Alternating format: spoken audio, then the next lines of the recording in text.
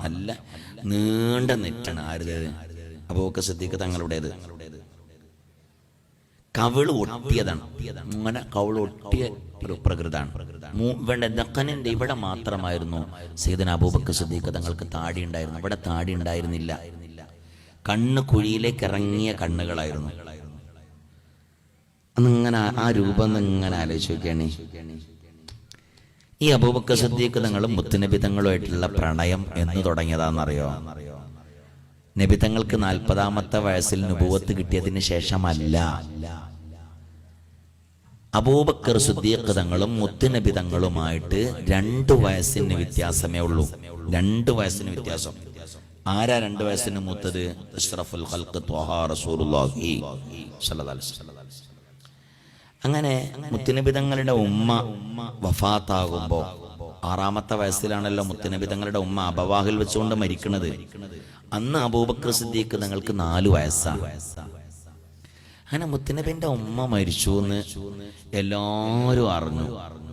മക്കയിലുള്ള മുഴുവൻ ആൾക്കാരും അറിഞ്ഞു. അങ്ങനെ അബൂബക്കർ സിദ്ദീഖ് തങ്ങളുടെ വീട് എങ്ങനെയാണെന്നറിയോ? ഇത് കഅബയാണെങ്കിൽ, ഇത് കഅബയാണ്, നിങ്ങൾ കുട്ടികളി, ഇത് കഅബയാണ്. അപ്പൊ കഅബയുടെ ഇവിടെ കഅബന്റെ വാതില്, ഇവിടെ മഖാം ഇബ്രാഹിം, ഇത് സഫ മർവ. അതിന്റെ അപ്പുറത്ത് വലിയൊരു ബാത്റൂം കാണാം. അതിന്റെ അപ്പുറത്ത് പുറത്ത് അതാണ് അബൂജാലിന്റെ വീട്. അതിന്റെ നേരെ അപ്പുറത്തേക്ക്, അതായത് ആ ബോക്സ് ഒക്കെ നിൽക്കണ അങ്ങോട്ട് മുത്തുനബി സല്ലല്ലാഹു അലൈഹി വസല്ലം തങ്ങളുടെ വീടും. നോക്കണേ, നബി തങ്ങളുടെ വീട്, അബൂജാലിന്റെ വീട്, സഫ മർവ, ഇപ്പുറത്ത് കഅബ. ഇങ്ങോട്ട് നോക്കണേ, ഇത് റുക്നുൽ യമാൻ, ഇത് റുക്നുൽ യമാൻ. അതിന്റെ ഈ ഭാഗത്താണ് സയ്യിദുനാ അബൂബക്കർ സിദ്ദീഖ് തങ്ങളുടെ വീടുണ്ടായിരുന്നത്. അങ്ങനെ മക്കത്തുള്ള എല്ലാവരും അറിഞ്ഞു മുത്തുനബിന്റെ ഉമ്മ മരിച്ചുപോയി. അന്ന് അബൂബക്കർ സിദ്ദീഖ് തങ്ങൾക്ക് 4 വയസ്സാണ്. എല്ലാവരും സങ്കടപ്പെട്ടു പോയി. കാരണം വാപ്പ ചെറുപ്പത്തിൽ മരിച്ചു, ആകെ ഉണ്ടായിന് ഉമ്മയും മരിച്ചു 6-ാമത്തെ വയസ്സിൽ. സഹിക്കാൻ പറ്റണില്ല. അങ്ങനെ അബൂബക്കർ സിദ്ദീഖ് തങ്ങളും ഈ വാക്ക് കേട്ടു. അതായത് മുഹമ്മദിന്റെ ഉമ്മയും വാപ്പയൊക്കെ മരിച്ചുപോയി, പാവം എന്നുള്ള വാക്ക് കേട്ടു.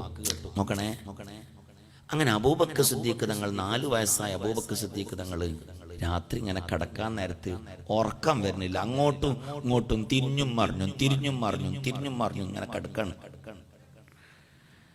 അബൂബക്കർ സിദ്ദീഖ് റളിയല്ലാഹു അൻഹു അവരുടെ പിതാവ് അബൂ ഖുഹാഫ ചോദിച്ചു, അബൂബക്കർ സിദ്ദീഖ്, എന്താ മോനെ ഉറങ്ങാത്തത്? കുറെ നേരമല്ലേ അങ്ങോട്ടും ഇങ്ങോട്ടും തിരിഞ്ഞും മറിഞ്ഞും കിടക്കണ്? 4 വയസ്സാ അബൂബക്കർ സിദ്ദീഖ് തങ്ങൾക്ക്. അപ്പൊ അബൂബക്കർ സിദ്ദീഖ് തങ്ങൾ പറഞ്ഞു, ഉപ്പച്ചിയെ, അബൂ ഖുഹാഫ, ഉപ്പച്ചിയെ, എനിക്ക് ഉറക്ക് വരുന്നില്ല. ആ യതീമായ മുഹമ്മദിനെ എനിക്കൊരു വട്ടം കാണണം.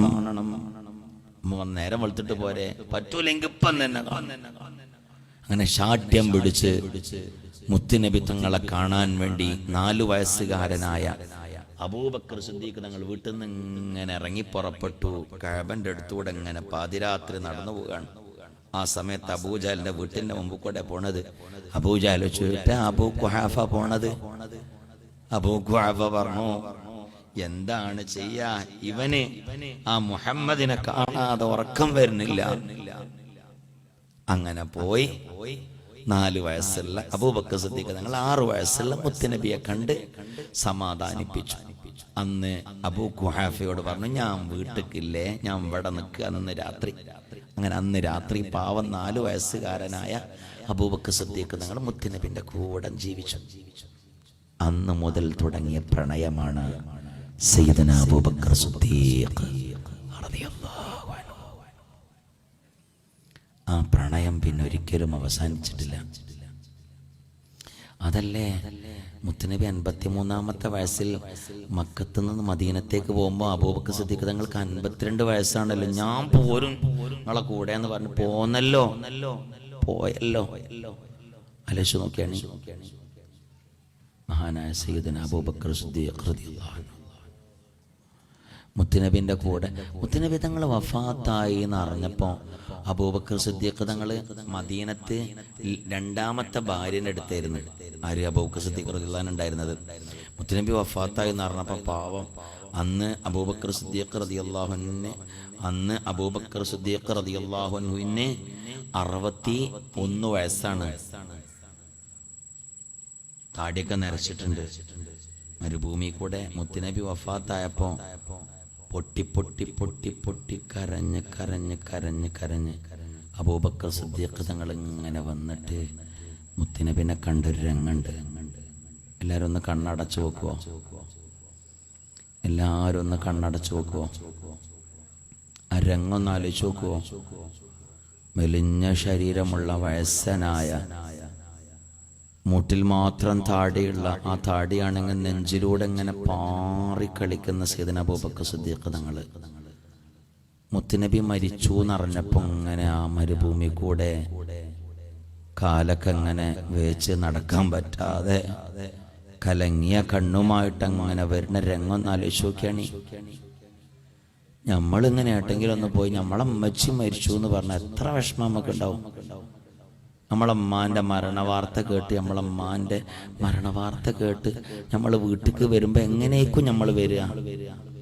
നമ്മളപ്പച്ചി മരിച്ചു എന്ന് കേട്ടാൽ എങ്ങനെയൊക്കെ ഉപ്പച്ചിൻ്റെ പുരയിലേക്ക് നമ്മൾ വരിക? എന്തൊക്കെ വിഷമത്തോടുകൂടെ ആയിരിക്കും വരിക. എന്നാൽ അതിനേക്കാളും ഏറെ സ്നേഹിച്ചിട്ടില്ല ഒരു ആ വരുന്ന രംഗം ഒന്ന് ആലോചിച്ച് നോക്കുകയാണ്. മുത്തുനബിയെ കാണുന്ന രംഗം ഒന്ന് ആലോചിച്ച് നോക്കുകയാണ്. മുത്തുനബിന്റെ മുഖത്തേക്കിട്ട ആ തുണി ഇങ്ങനെ മാറ്റി സയ്യിദുനാ അബൂബക്കർ സിദ്ദീഖ് തങ്ങളുടെ കണ്ണിന്ന് ഇങ്ങനെ കണ്ണുനീര് മുത്തുനബിന്റെ ചുണ്ടിലേക്കും മുത്തുനബിന്റെ കവിളത്തിലേക്കും ഉറ്റിച്ച് ആ കവിളിൽ ഇങ്ങനെ ചുംബനം ചെയ്യുന്ന രംഗം ആലോചിക്കുകയാണ്. അതിന്റെ ശേഷം അബൂബക്കർ സിദ്ദീഖ് തങ്ങൾ ചിരിച്ചിട്ടില്ല. അബൂബക്കർ സിദ്ദീഖ് തങ്ങളുടെ അവസാനത്തെ ചിരി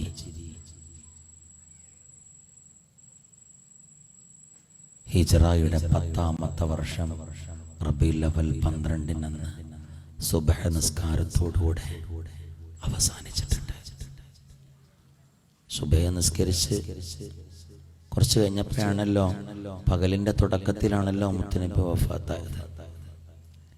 പിന്നെ മുത്തുനബി തങ്ങൾ അബൂബക്കർ സിദ്ദീഖ് തങ്ങൾക്ക് ചിരിയൊക്കെ നിന്നിട്ടുണ്ട്. പിന്നെ മരിച്ചുപോയി 2.5 കൊല്ലത്തിന് ശേഷം. മരിക്കാനുണ്ടായ കാരണം വൈദ്യന്മാർ, ആ കാലത്ത് രോഗികളെ പരിശോധിച്ചിരുന്ന വൈദ്യന്മാര് പറഞ്ഞത് അബൂബക്കർ സിദ്ദീഖ് തങ്ങളുടെ മരണം മുത്തുനബി തങ്ങളുടെ മരണമായിരുന്നു. ഒരു പാട്ടിടുക മുത്തുനബിനെ പറ്റി ഒന്ന് പാടി, നിങ്ങൾ ഉഷാറായിട്ട് പാടി മൈക്കെടുത്തിട്ട് ഞങ്ങൾ ആനന്ദം കൊള്ളട്ടെ. ഞങ്ങളെ ഹബീബിനെ പറ്റിയിട്ട് പാടുന്നത് കേട്ടിട്ട് അശഖീങ്ങളെ കണ്ണടച്ചു നോക്കും. നമ്മുടെ ഹബീബിനെ സല്ലല്ലാഹു അലൈഹി മോനെ നല്ല മൈക്കൊക്കെ ഉഷാറാക്കി കൊടുക്കുക. ഞങ്ങളിങ്ങനെ ഹൃദയത്തിലേക്ക് ഇങ്ങനെ ഉരമ്പിക്കയറണം ഞങ്ങളുടെ ഹബീബിനെ പറ്റിയിട്ട് സല്ലല്ലാഹു അലൈഹി വസല്ലം. സല്ലല്ലാഹു അലാ മുഹമ്മദ് സല്ലല്ലാഹു അലൈഹി വസല്ലം. അസ്സലാമു അലൈക്കും വറഹ്മത്തുള്ളാഹി വബറകാതുഹു. റസൂലേ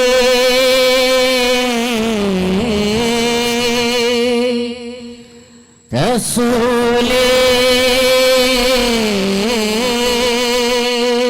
യാ അല്ലാഹ് സന്മാർഗപ്രതീകമേ മണ്ണിൽ സൗരഭ്യപൂമനമേ റസൂലേ റസൂലേ സന്മാർഗപ്രതീകമേ മണ്ണിൽ സൗരഭ്യപൂമനമേ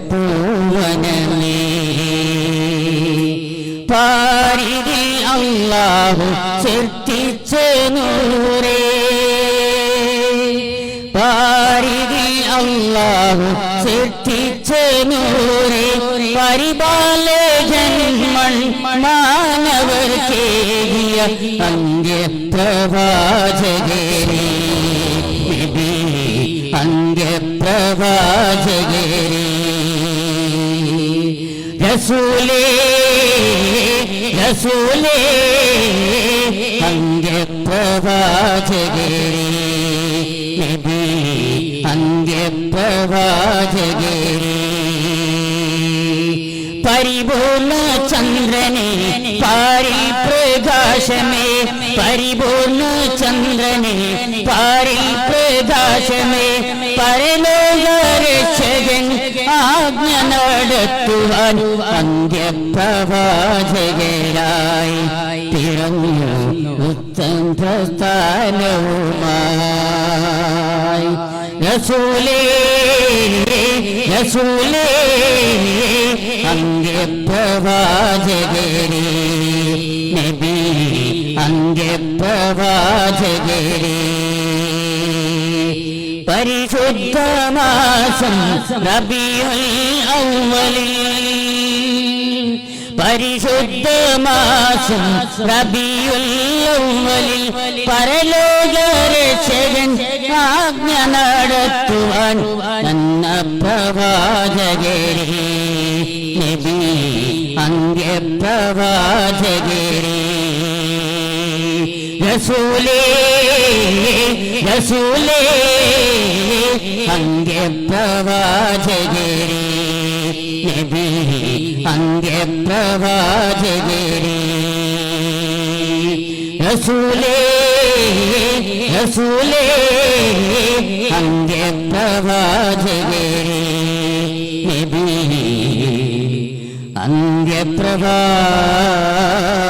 അന്ത്യപ്രവാചകരേ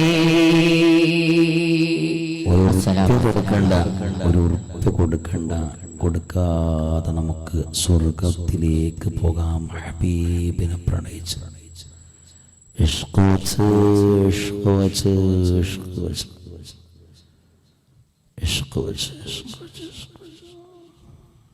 മുത്തനബിനെ കാണാൻ കഴിയണം. ഒരു ദിവസം വരും മുത്തനബി നമ്മുടെ സ്വപ്നത്തിലൂടെ ഒരു ദിവസം വരും. അതിന് മുത്തനബിന്റെ മേൽ സ്വലാത്തിനെ പെരുപ്പിക്കണം ധാരാളം.